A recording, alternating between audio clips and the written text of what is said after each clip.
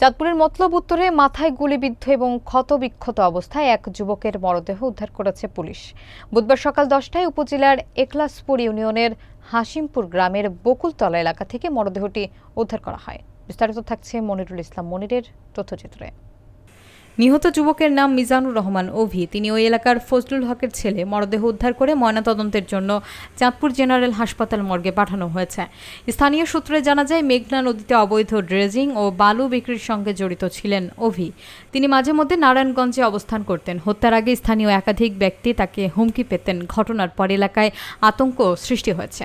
মতলব সার্কেলের জ্যেষ্ঠ সহকারী পুলিশ সুপার খায়রুল কবির জানান, সকালে একজন ব্যবসায়ী কামাল যুবককে রক্তাক্ত অবস্থায় পড়ে থাকতে দেখেন এবং উপজেলা স্বাস্থ্য কমপ্লেক্সে নিয়ে গেলে তাকে মৃত ঘোষণা করা হয়। হত্যাকাণ্ড রাত 11টা থেকে ভোর 5টার মধ্যে সংঘটিত হতে পারে।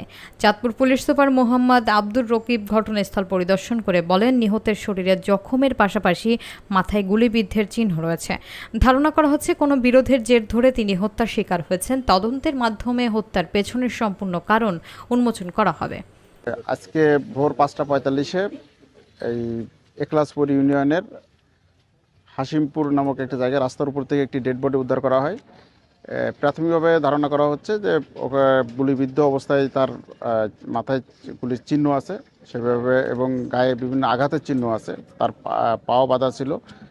এই অবস্থায় উদ্ধার করে স্থানীয় লোকজন তাকে উদ্ধার করে হাসপাতালে নিয়ে যায়। সেখানে গেলে ডাক্তার তাকে মৃত ঘোষণা করে। সংবাদ পেয়ে পুলিশ এখানে আসে এবং প্রাথমিকভাবে আমরা আমাদের তদন্ত কার্যক্রম শুরু করি এবং এই ঘটনার কি কারণে ঘটেছে এটা আমরা প্রাথমিকভাবে কিছুটা জানতে পেরেছি এবং সেই হিসাবে এই ঘটনার সাথে জড়িত এই আসামিদের গ্রেপ্তারের অভিযান অব্যাহত রয়েছে।